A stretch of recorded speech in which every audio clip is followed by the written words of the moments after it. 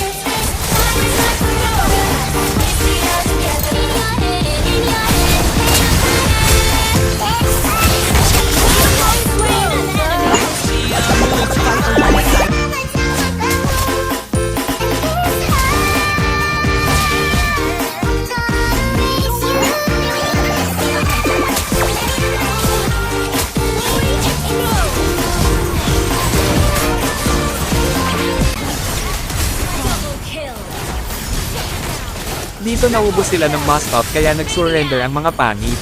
Kaya si Uncle D na nakapagsalita. Victory! After ng game stop ko ang pangit. Grabe nagulat ako ang lakas magpani. Ang lakas mang crash top 36 lang pala ang win rate.